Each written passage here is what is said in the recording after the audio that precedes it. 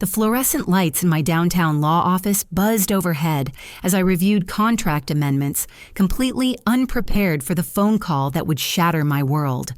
My mother's voice came through the speaker with unsettling casualness, as if she were discussing weekend grocery shopping rather than delivering life-altering news. She informed me they had drained every one of my savings accounts and sold our family home to fund something extraordinary.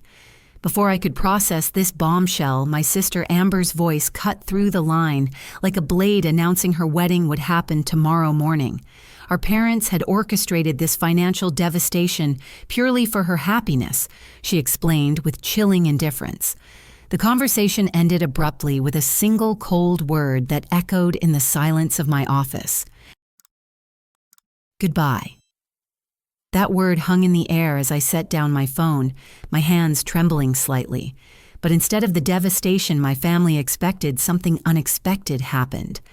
A slow smile spread across my face, growing wider as the full irony of the situation became clear. My parents had no idea what they had just done. 3 years ago, fresh out of law school and armed with my first substantial paycheck, I discovered something that would change everything. My parents were drowning in debt, facing foreclosure on the house where I had grown up, where Christmas mornings had unfolded and birthday parties had filled the backyard with laughter. The bank was preparing to seize the property in 60 days. My father, Robert, had always been a proud man, the kind who would rather suffer in silence than accept help from anyone, especially his children. He worked double shifts at the manufacturing plant, his calloused hands evidence of decades spent providing for our family. My mother, Patricia, had taken on evening cleaning jobs at office buildings, coming home exhausted but never complaining. They had sacrificed everything to put both Amber and me through college, never once mentioning their mounting financial struggles. The foreclosure notice I found tucked behind family photos on their kitchen counter revealed the devastating truth. They owed $180,000 on a house worth barely $200,000 in the depressed market. Medical bills from my father's back surgery had consumed their savings. Credit card debt had spiraled beyond control. That night, I made a decision that would forever alter our family dynamic. Using the inheritance my grandmother had left me combined with my signing bonus from the law firm, I contacted the bank directly. The transaction was complex, requiring careful legal maneuvering to avoid gift tax implications and to protect my parents' dignity.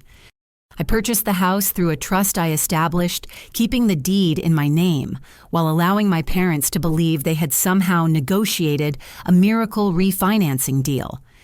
The monthly mortgage payments came from an anonymous account I set up, which my parents assumed was some kind of government assistance program for struggling homeowners. They never questioned their good fortune too deeply, perhaps afraid that scrutiny might make their miracle disappear. For 3 years, I had quietly maintained this arrangement. Property, taxes, insurance, maintenance costs all flowed through my carefully constructed financial channels. My parents lived in their home with restored pride, never knowing their daughter had become their silent guardian angel.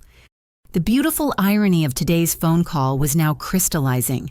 My parents believed they had sold a house they owned to fund Amber's wedding. In reality, they had just committed real estate fraud by selling property that legally belonged to me. Whoever had purchased the house from them had bought absolutely nothing. I picked up my phone and dialed my real estate attorney friend, Sarah Martinez. She answered on the second ring, her voice warm and professional. "Michelle, how are you doing?" "Working late again." "Sarah, I need your expertise on something urgent. Hypothetically, what happens when someone sells a house they don't actually own?" Her pause was telling. "That would be real estate fraud, Michelle, a felony. The buyer would have no legal claim to the property and the seller would face serious criminal charges. Why are you asking?" I explained the situation in careful legal terms, watching the late afternoon shadows lengthen across my office walls. Sarah's responses grew increasingly concerned as she grasped the magnitude of what had occurred. "Michelle, your parents and sister have walked into a legal minefield. The buyer is going to discover very quickly that their deed is worthless.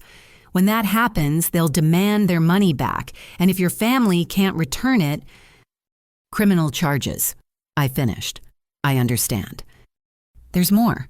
If they used forged documents or misrepresented ownership, we're talking about wire fraud conspiracy, possibly RICO violations if this was planned. How much money are we discussing? My stomach dropped. I don't know yet, but knowing Amber, probably more than my parents could ever repay. As I hung up, the weight of the situation settled over me like a heavy blanket. My family hadn't just betrayed my trust. They had unknowingly committed serious crimes, all orchestrated by my sister's greed and my parents' blind devotion to her happiness. The smile on my face faded as I realized tomorrow's wedding might very well end with arrests instead of celebrations. I left the office earlier than usual, my mind racing with legal strategies and growing dread. The drive to my childhood neighborhood took 30 minutes through downtown traffic, past familiar landmarks that now seemed tainted by deception. The house stood exactly as I remembered the white picket fence I had helped my father paint last summer, the rose bushes my mother tended with religious devotion. The spare key remained hidden under the ceramic frog by the back door, exactly where it had been since I was 12 years old. The house felt different as I stepped inside, charged with the energy of betrayal and secrets. Family photos lined the hallway, images of birthday celebrations and graduation ceremonies, all now viewed through the lens of systematic manipulation.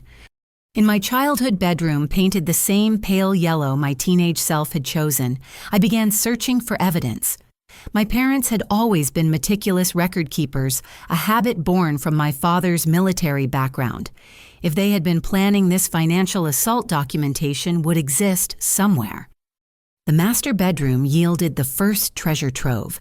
Hidden behind my mother's jewelry box, I discovered a manila folder, thick with bank statements, loan applications, and credit reports. My hands shook as I spread the documents across their bed, the scope of the deception becoming clear with each page. Bank statements dating back 2 years revealed systematic withdrawals from accounts I thought were secure.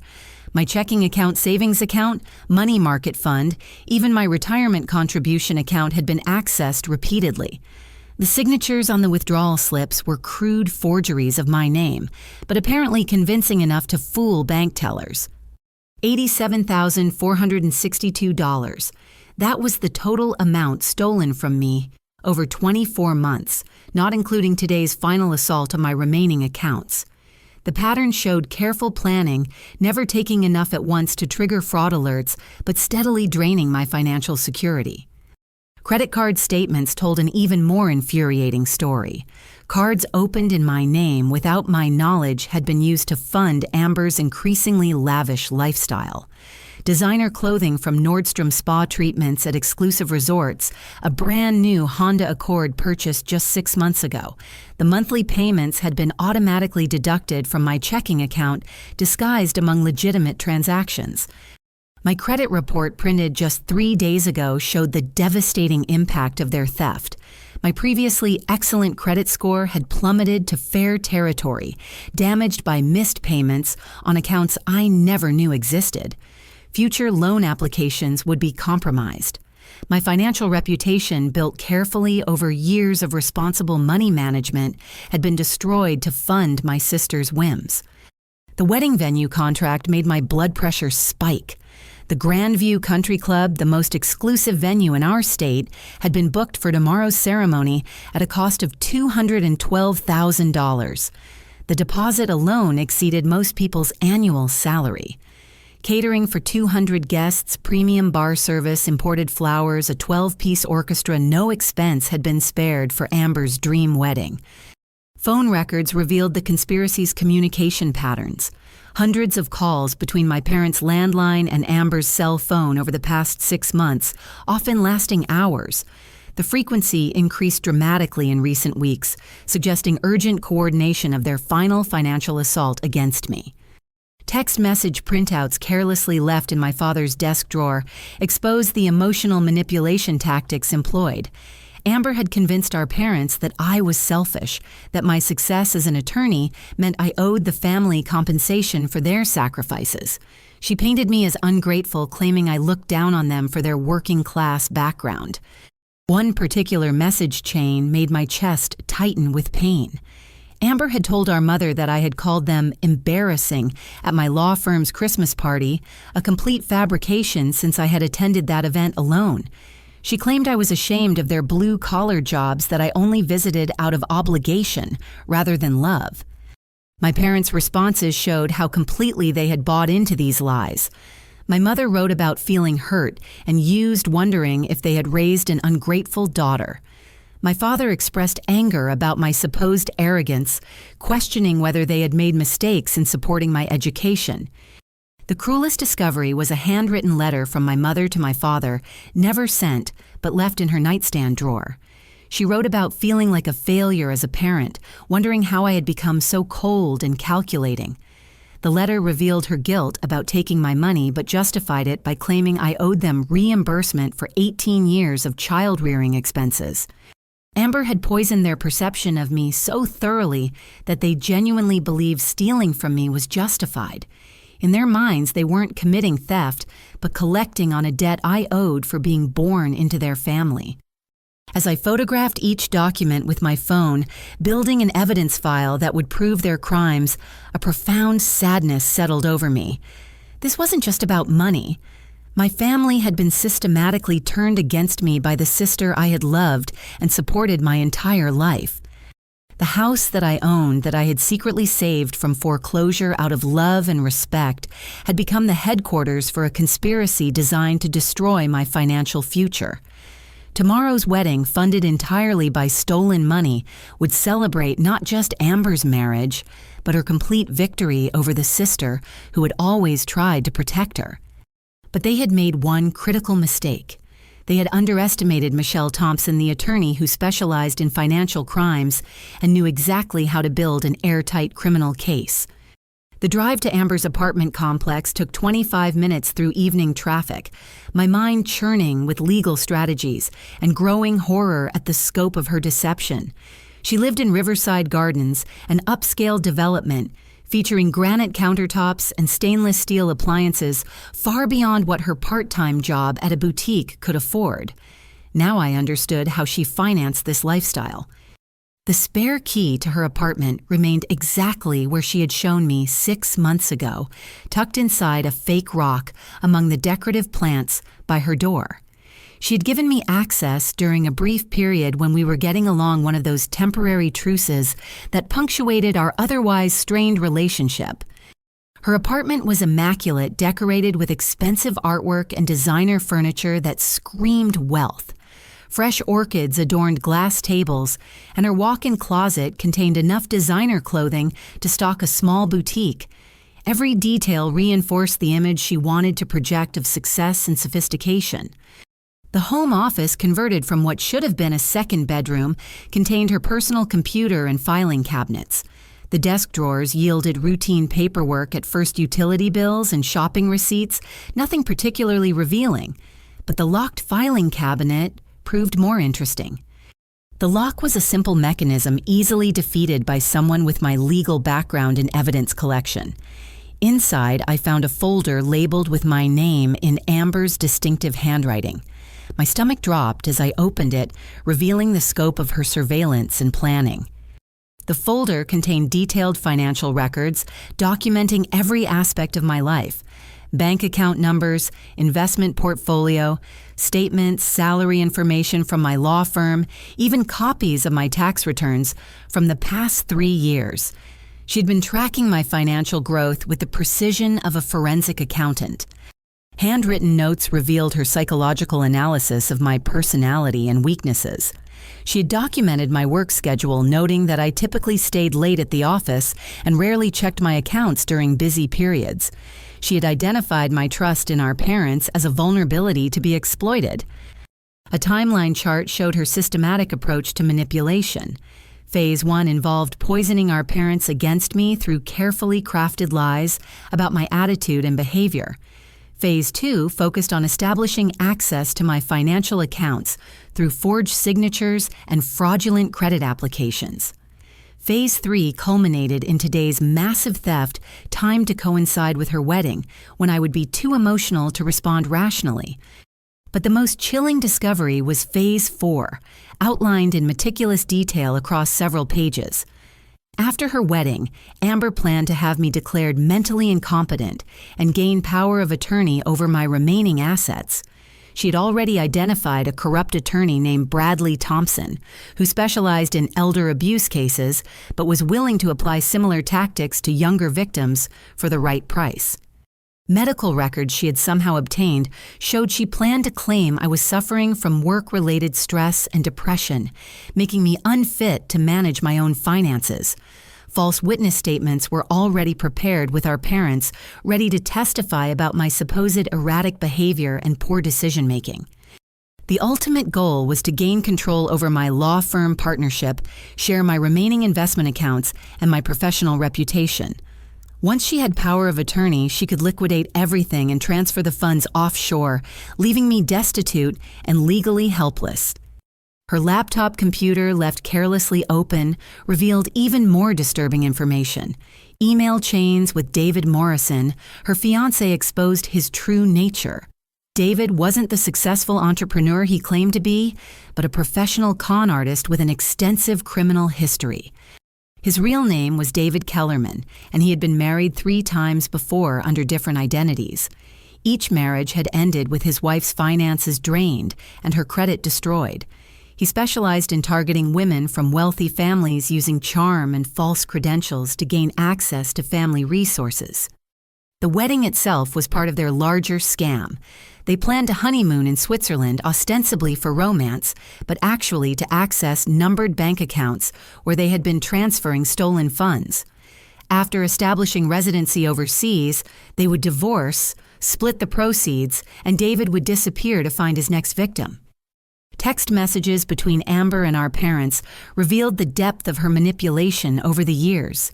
She had convinced them that I looked down on their working-class background, that I considered myself superior because of my education and career success. She fabricated stories about my supposed arrogance and ingratitude, slowly poisoning their love for me. One particularly painful message showed her response to our father's brief hesitation about stealing from me.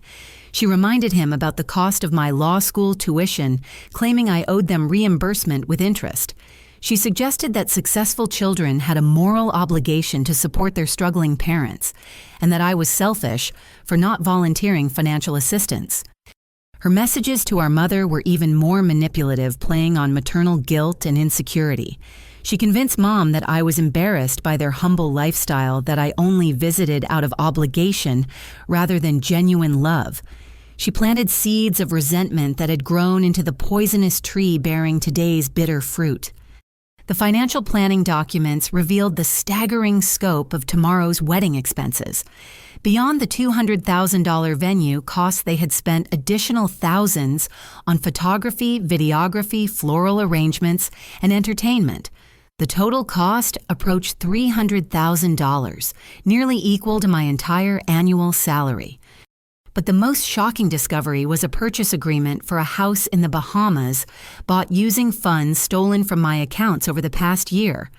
David and Amber had been planning their escape route long before today's final assault on my finances. They intended to disappear immediately after the wedding, leaving our parents to face criminal charges while they enjoyed their stolen wealth in international luxury. As I photographed each document building an evidence file that would destroy their conspiracy, I felt a strange mixture of heartbreak and vindication. My sister hadn't just betrayed me financially, she had systematically destroyed the family relationships I cherished most, turning our parents into unwitting accomplices in her criminal enterprise. But she had made one crucial error in her calculations. She assumed I would be too devastated by the betrayal to respond effectively. She underestimated the legal training that had taught me to compartmentalize emotions and focus on evidence collection. Tomorrow's wedding would indeed be memorable, but not for the reasons Amber anticipated. The morning sun cast long shadows across the Grandview Country Club's manicured grounds as I arrived with Detective Maria Rodriguez and my attorney Sarah Martinez. 3 black sedans followed us into the circular driveway, carrying additional law enforcement officers and forensic accountants who would execute search warrants and arrest orders. Wedding guests were arriving in luxury vehicles dressed in elegant attire for what they believed would be a celebration of love and commitment. The irony wasn't lost on me that they would instead witness the spectacular collapse of a criminal conspiracy. Detective Rodriguez, a 20-year veteran of financial crimes investigation, had been remarkably efficient in obtaining warrants based on the evidence I had provided the night before. The forged signatures, fraudulent credit applications, and identity theft documentation painted a clear picture of systematic financial abuse spanning multiple years. "Are you certain you want to handle this publicly?" she asked as we walked toward the main entrance. "We could arrest them privately and avoid the spectacle." I shook my head firmly. My sister has spent years publicly humiliating me through lies and manipulation. She turned our entire extended family against me by claiming I was arrogant and ungrateful. This public exposure is the only way to set the record straight. The country club manager, Harold Stevens, met us at the entrance with obvious anxiety. His normally composed demeanor had cracked under the stress of discovering that his venue was hosting an event funded by stolen money. "Miss Thompson, we've been trying to reach your family since yesterday evening. The check for the final payment bounced, and our accounting department discovered irregularities with the initial deposits. We're prepared to cancel the entire event." Sarah handed him our legal documentation. "Mr. Stevens, this wedding is funded entirely by money stolen from my client through identity theft and bank fraud. We have court orders authorizing the seizure of all payments made to your establishment as evidence in a criminal proceeding." The ceremony was scheduled to begin in 30 minutes. Guests had filled the main ballroom admiring the elaborate floral arrangements and chatting excitedly about the upcoming nuptials. Many of them were family members and family friends who had known me since childhood, but had been turned against me by Amber's systematic lies. I spotted my parents near the altar, my father uncomfortable in a rented tuxedo, my mother wearing a dress I recognized from a department store sale rack. They looked genuinely happy for the first time in years, believing they had sacrificed everything to give their favorite daughter the wedding of her dreams. Amber stood in the bridal suite surrounded by bridesmaids, applying final touches to her makeup and adjusting her designer gown. The dress had cost $8,000 purchased, using a credit card opened fraudulently in my name. Her jewelry borrowed from an exclusive boutique sparkled under the professional lighting setup. David Morrison, or David Kellerman as Detective Rodriguez preferred to call him, waited at the altar with surprising calm for someone about to be arrested on multiple felony charges. His charming smile and confident posture suggested he believed his criminal past would remain hidden forever. At precisely 10:30, I entered the ballroom with Detective Rodriguez and the warrant service team. Conversation stopped as guests noticed the unusual procession of law enforcement officers. The string quartet continued playing, unaware that their romantic melodies would soon provide soundtrack to criminal arrests. "Ladies and gentlemen," I announced, my voice carrying clearly through the expensive sound system. "I apologize for interrupting what you believed would be a wedding ceremony. However, this event has been funded through systematic theft, identity fraud, and criminal conspiracy." Gasps and murmurs rippled through the crowd as I explained the basic facts. My parents had sold a house they didn't own using forged documents to steal $300,000 from an innocent buyer.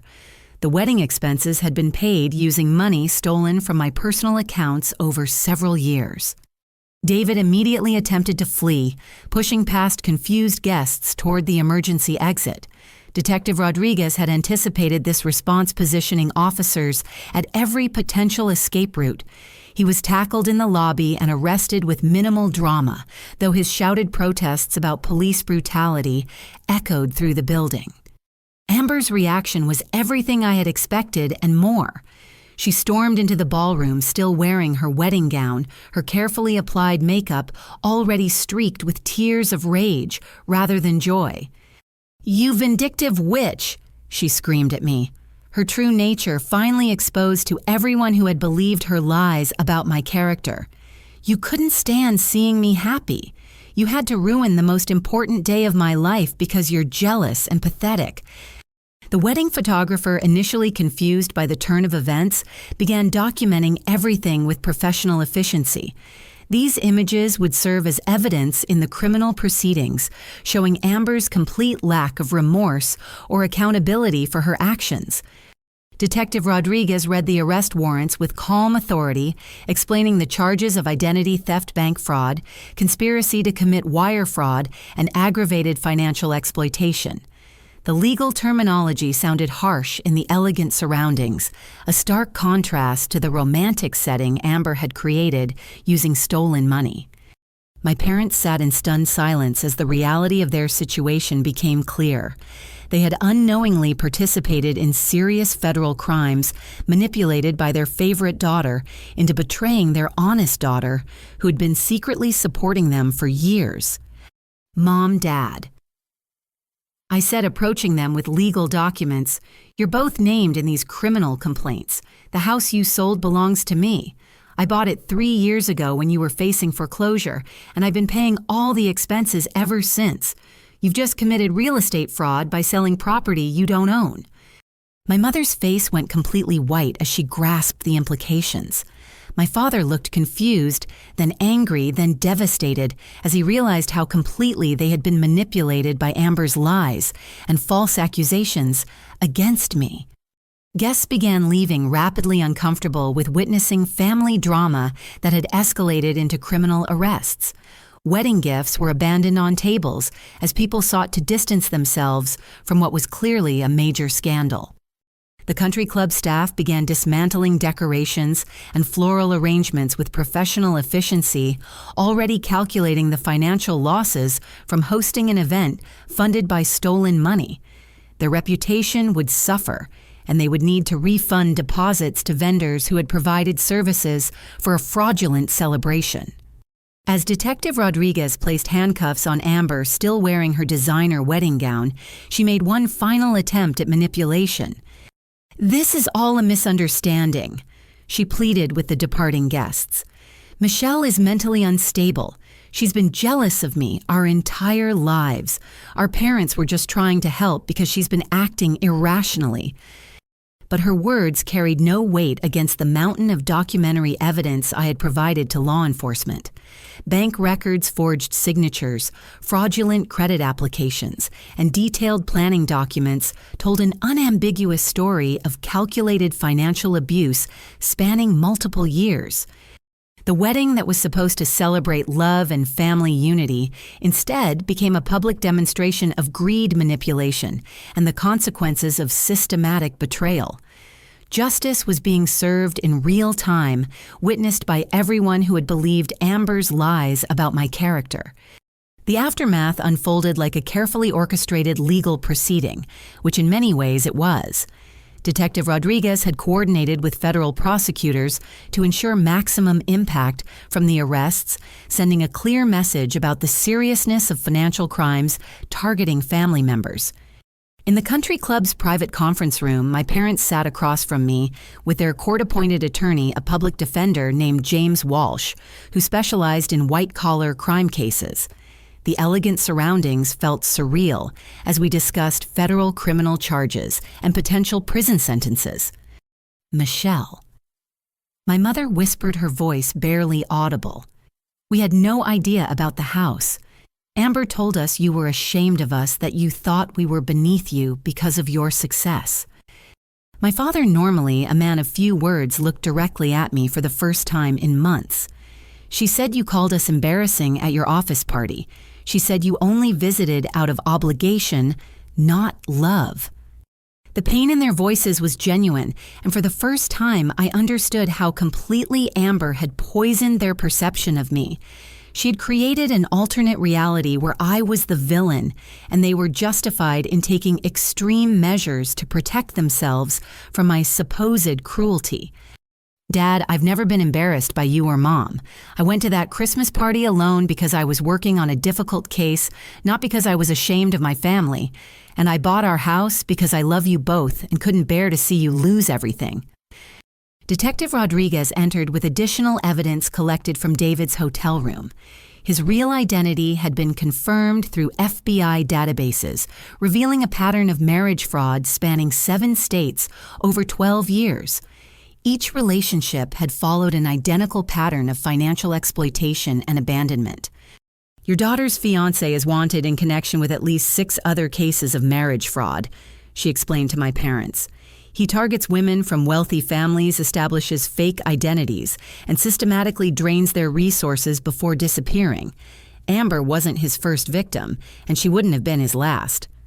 The hotel room search had revealed multiple false identification documents, credit cards in various names, and detailed background research on other potential targets. David had been planning his next victim before he even married Amber, treating marriage as a business transaction rather than an emotional commitment. More damaging evidence emerged from Amber's apartment, where forensic accountants had uncovered additional financial crimes. She had been operating what amounted to an identity theft ring, using my personal information to open accounts and obtain credit that she had no intention of repaying. The scope went far beyond what I had initially discovered. Over the past 3 years, she had opened 17 different credit accounts using my social security number and forged signatures. The total debt exceeded $120,000, all of which would have eventually appeared on my credit report and destroyed my financial reputation. Bank surveillance footage showed Amber making withdrawals from my accounts using forged identification documents. The quality was clear enough to support criminal prosecution, eliminating any possibility that she could claim the transactions were authorized or accidental. But the most devastating revelation came from digital forensics analysis of her computer. Email chains revealed she had been selling my personal information to other identity thieves, profiting from my data, while simultaneously using it herself. My social security number, date of birth, employment information, and financial account details had been distributed to a network of criminals across multiple states. This wasn't just theft, Detective Rodriguez explained. Your sister was running a sophisticated identity fraud operation that victimized not only you, but potentially hundreds of other people whose information she had accessed through various means. My parents listened to these revelations with growing horror, finally understanding that their favorite daughter wasn't just troubled or misguided, but was a career criminal who had used their love and trust to facilitate her crimes. The federal prosecutor assistant United States Attorney Catherine Mills arrived to discuss plea negotiations and cooperation agreements. A serious woman in her 40s with extensive experience in financial crimes, she outlined the charges each family member was facing. Mrs. Thompson, Mr. Thompson, you're looking at potential sentences of 5 to 7 years for conspiracy to commit wire fraud, identity theft, and illegal property transfer. However, we're prepared to consider reduced charges if you cooperate fully with our investigation and provide testimony against Amber and David. My mother broke down completely at this point, sobbing as she realized the magnitude of Amber's manipulation. She's our daughter. How could she do this to us? How could she do this to Michelle? My father's reaction was different but equally profound. His anger wasn't directed at the prosecutor or the legal system, but at himself for being deceived so completely. 28 years we raised her. 28 years we loved her and supported her, and she repays us by turning us into criminals. The cooperation agreement required them to admit their wrongdoing, publicly testify truthfully about Amber's manipulation tactics, and submit to financial counseling to understand how they had been exploited. They would also need to liquidate their remaining assets to begin repaying the money stolen from me and other victims. There's something else you need to know, I said, pulling out the property deed. I've been paying the mortgage on our house for 3 years. I've been covering property taxes, insurance, maintenance, everything. The anonymous assistance you thought was coming from some government program was actually coming from me." The silence in the room was profound as my parents absorbed this information. Everything they thought they knew about our family dynamics had been a carefully constructed lie designed to turn them against the daughter who had actually been protecting them. "You saved our house," my mother asked, her voice filled with wonder and shame. "I couldn't let you lose everything because of medical bills and bad luck. I thought if I did it quietly, you could keep your dignity and your independence. I never wanted you to feel indebted to me." My father's military bearing finally cracked as he understood the true situation. His daughter had secretly rescued them from financial ruin, while his other daughter had been systematically destroying their rescuer. The irony was almost too painful to comprehend. Attorney Walsh explained the legal options available, emphasizing that cooperation with federal prosecutors offered the best path toward reduced sentences and eventual family reconciliation. The alternative was proceeding to trial, where they would likely face maximum penalties and permanent estrangement from their honest daughter. "We'll cooperate," my father said firmly. "We'll tell the truth about everything Amber did, everything she said to turn us against Michelle. We'll make this right, whatever it takes." The decision wasn't really about legal strategy, but about moral clarity. My parents finally understood which daughter deserved their loyalty and which daughter had betrayed not just me, but the entire family through her criminal enterprise. The county jail visiting room was nothing like the elegant country club where this nightmare had begun just 72 hours earlier. Concrete walls painted institutional green fluorescent lighting that cast harsh shadows, metal chairs bolted to the floor, all designed to strip away dignity and comfort from both inmates and visitors. My parents sat across from me wearing orange jumpsuits, their hands folded on the scarred metal table between us.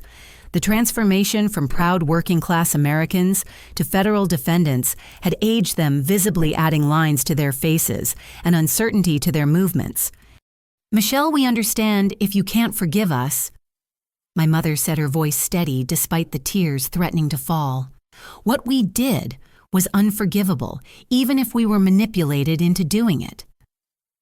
I had spent 2 sleepless nights considering their situation from every angle, balancing my anger at their betrayal against my understanding of Amber's sophisticated manipulation campaign.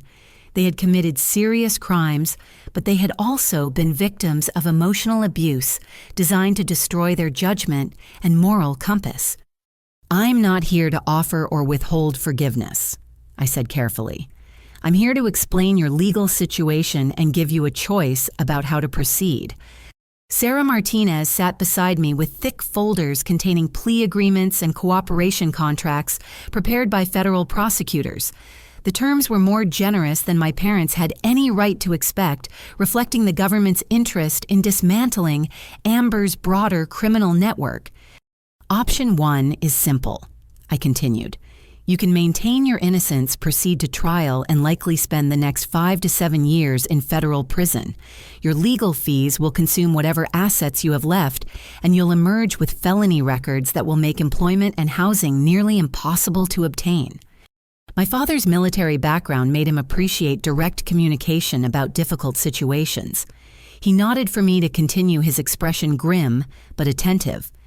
"Option 2 requires complete honesty about everything Amber told you, everything she convinced you to believe about me, and everything she asked you to do over the past several years. In exchange, you'll receive reduced charges, minimal jail time, and the possibility of rebuilding your lives." The cooperation agreement was comprehensive, requiring them to provide detailed testimony about Amber's manipulation techniques, identify other people she might have recruited for similar schemes, and submit to financial counseling designed to help them recognize and resist future exploitation attempts. "There's also a personal component," I added, watching their faces carefully. If you choose cooperation, you'll need to publicly acknowledge your wrongdoing to our extended family and friends. Everyone who believed Amber's lies about my character needs to hear the truth from you directly. This requirement wasn't legally necessary but was emotionally essential for any possibility of family reconciliation. Amber had spent years poisoning family relationships through carefully crafted lies about my supposed arrogance and ingratitude. Those lies needed to be corrected by the same people who had spread them. My mother reached across the table, her shackled hands grasping mine with desperate intensity. "We'll do anything, Michelle. Anything to make this right and prove that we can be the parents you deserve." But my father looked conflicted, his pride warring with his pragmatic understanding of their legal situation. What about our dignity? What about facing our neighbors and co-workers after admitting we were fools who got taken in by our own daughter's lies? I had anticipated this resistance. Robert Thompson had built his identity around being a strong provider and protector of his family. Admitting that he had been manipulated into betraying his honest daughter challenged everything he believed about himself. Dad, Amber didn't just steal from me. She stole from you too. She stole your relationship with me, your peace of mind, your sense of being good parents. She turned you into people you never wanted to be, people who would hurt their own child for money. The truth of this statement hit him visibly. His shoulders sagged as he processed the full scope of Amber's betrayal, not just of me, but of every family relationship she had systematically poisoned. Detective Rodriguez entered with additional evidence that changed the entire dynamic of our conversation. She carried printouts of airline tickets and hotel reservations that revealed Amber's true intentions. "Your daughter had purchased tickets to Switzerland departing tomorrow morning," she announced. "She and David planned to disappear immediately after the wedding, leaving you to face criminal charges alone while they enjoyed stolen money and international luxury." Bank records from offshore accounts showed that Amber had been transferring stolen funds overseas for months, building a substantial nest egg for her planned escape. The wedding had never been about love or family celebration, but had served as cover for the final phase of her financial crimes. "She was going to abandon us," my mother asked, her voice hollow with shock. "You were never part of her long-term plans," Detective Rodriguez confirmed. "Once she had drained every possible asset and established her overseas accounts, you would have become liabilities to be discarded. Your arrest and prosecution would have provided additional cover for her disappearance." This revelation shattered my father's remaining resistance to cooperation. His daughter had never loved or respected him, but had viewed him as a useful tool for theft and fraud. When he was no longer useful, she would have abandoned him without hesitation or remorse. "We'll sign whatever agreements you have," he said firmly. "We'll tell the truth about everything, no matter how humiliating it is for us. Amber needs to face justice for what she's done, not just to Michelle, but to our entire family." The cooperation agreements required extensive debriefing sessions where my parents would detail every lie Amber had told them about me, every manipulation tactic she had used to turn them against their honest daughter, and every illegal action she had convinced them to take. They would also need to liquidate their remaining assets to begin repaying the money stolen from me. Their retirement savings, their vehicles, even my mother's jewelry would be sold to provide restitution. They would emerge from this crisis with nothing but the opportunity to rebuild their lives based on honesty rather than deception. "There's one more thing," I said, pulling out the property deed to our family home. "The house belongs to me legally, but it will always be your home emotionally. When you complete your sentences in counseling, you'll be welcome to live there again. Not as owners, but as my parents who deserve love and support despite their mistakes." The generosity of this offer overwhelmed them both. They had expected punishment and rejection, but were being offered forgiveness and a path toward redemption. The contrast with Amber's planned abandonment couldn't have been more stark. "Why?" my father asked. "After everything we put you through, why would you help us?" "Because you're my parents and because Amber turned you into people you never wanted to be. I'm offering you the chance to become yourselves. Again, the people who raised me to value honesty and integrity above material wealth. The choice was no longer about legal strategy, but about fundamental values. My parents could choose to follow Amber's path of deception and selfishness, or they could choose to reclaim their integrity through honesty and accountability. They chose truth, beginning a painful but necessary journey toward redemption and family reconciliation. 6 months later, I stood in the federal courthouse watching Amber receive her sentence from Judge Patricia Chen. 8 years in federal prison for multiple counts of identity theft, wire fraud, conspiracy, and money laundering. Her criminal network had been completely dismantled, with dozens of victims receiving restitution from recovered assets. David Kellerman received 12 years for his role as the conspiracy's mastermind, his extensive criminal history eliminating any possibility of leniency. Immigration authorities would deport him immediately upon his release, ensuring he could never victimize American families again. The courtroom was nearly empty except for law enforcement officials, prosecutors, and a few journalists covering the case. Amber's friends had abandoned her once her true nature became public knowledge. Our extended family members who had believed her lies about my character now understood they had been manipulated by a skilled criminal. My parents sat in the gallery wearing their best clothes, preparing to address the court during the victim impact portion of the sentencing hearing.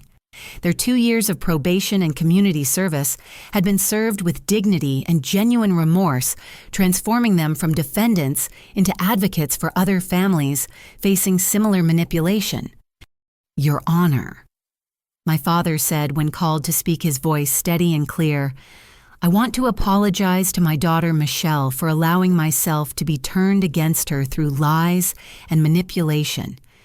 I failed as a father and as a man when I chose to believe the worst about my honest child while enabling the crimes of my dishonest child." My mother's statement was equally powerful. Amber didn't just steal money from Michelle. She stole our family relationships and our peace of mind. She turned us into people we never wanted to be, people who would hurt our own child for financial gain.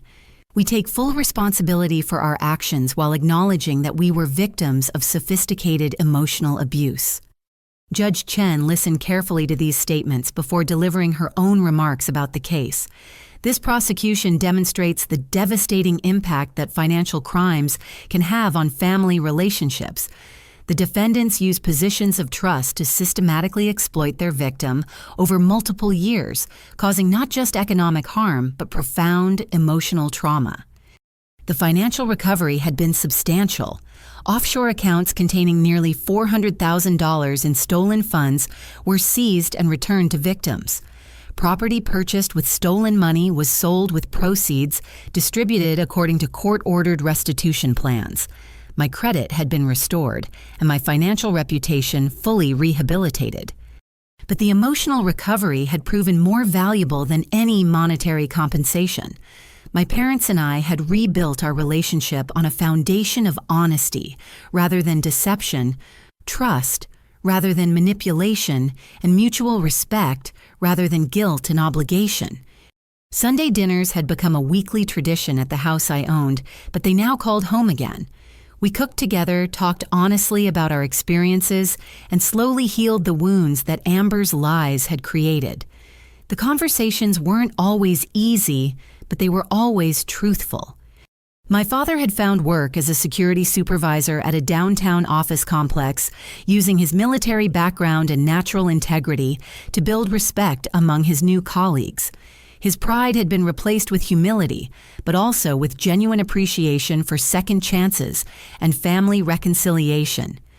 My mother volunteered at a senior center helping elderly residents avoid financial scams and exploitation.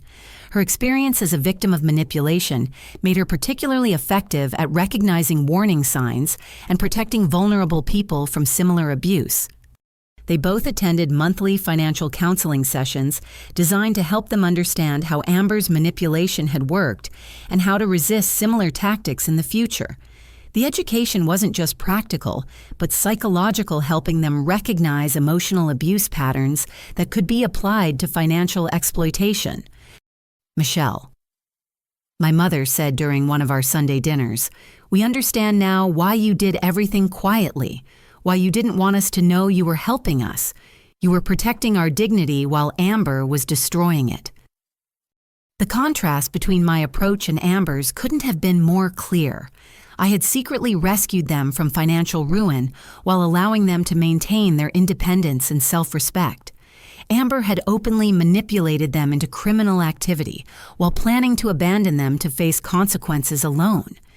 My father had developed a particularly keen understanding of manipulation tactics after attending support groups for families of financial crime perpetrators. "She knew exactly how to push our buttons," he explained. "She made us feel guilty about accepting help from you while making us feel entitled to take from you. It was psychological warfare designed to turn our love into a weapon against our own child." The legal proceedings had attracted attention from other families facing similar situations.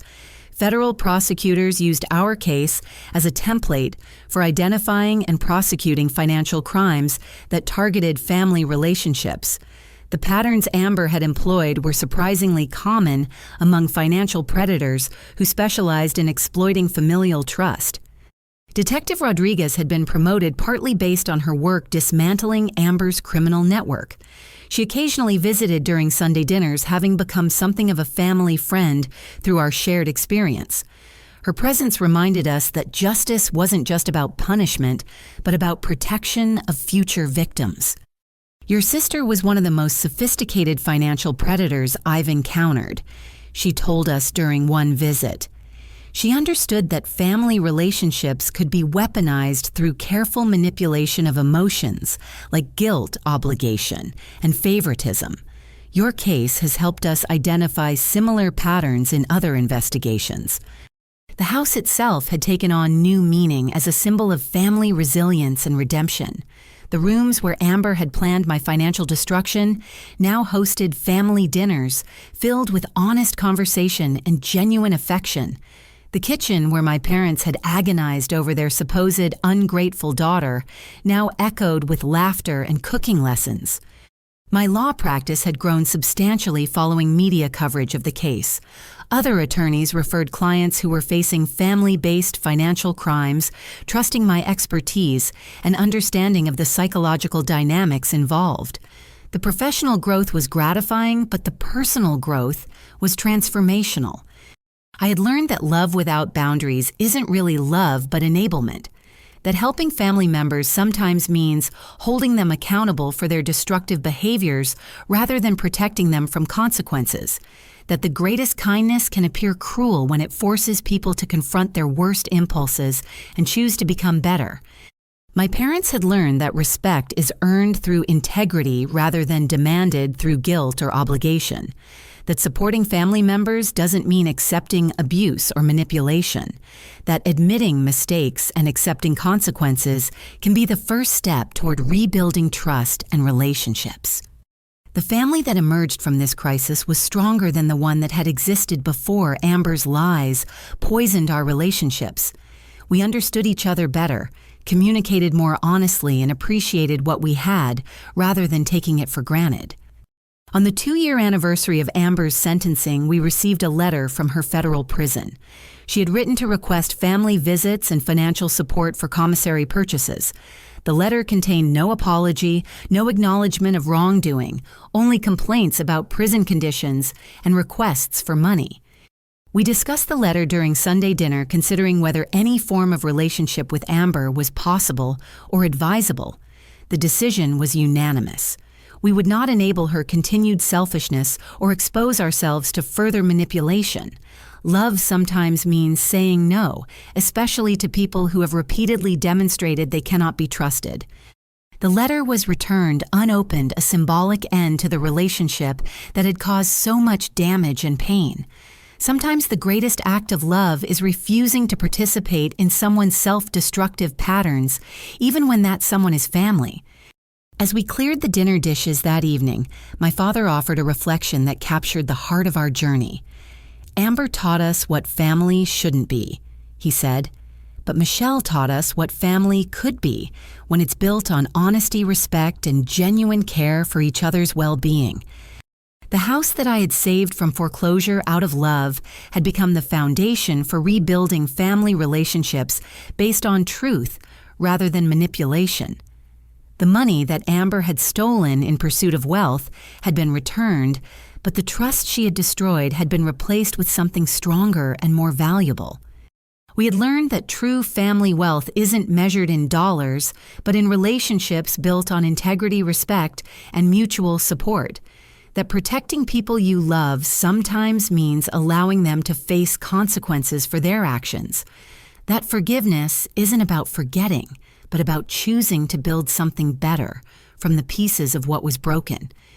The story that began with a devastating phone call announcing financial betrayal had ended with a rebuilt family stronger than before, wiser about the nature of love and manipulation, and grateful for second chances earned through honesty and accountability. Sometimes the greatest victories aren't about defeating enemies, but about saving the people we love from becoming someone they never wanted to be, including ourselves. Have you ever had to set difficult boundaries with family members who were making destructive choices? How did you balance love and accountability when someone you cared about was hurting themselves or others? Share your thoughts in the comments below, and don't forget to like this video if it resonated with your own experiences with family dynamics and tough decisions. I'd love to hear how you've navigated challenging family situations where love and consequences intersected. Your stories might help other viewers who are facing similar struggles with family members who need both support and accountability. Please subscribe for more stories about family resilience, personal growth, and finding strength in difficult situations. And if this story touched your heart or offered insights you hadn't considered before, please share it with others who might benefit from understanding how families can heal and grow stronger after serious betrayals. Thank you for listening to this journey of betrayal, justice, and ultimately redemption. May your own family relationships be built on the strong foundation of honesty, respect, and genuine love that protects rather than enables, supports rather than manipulates, and grows stronger through facing truth together.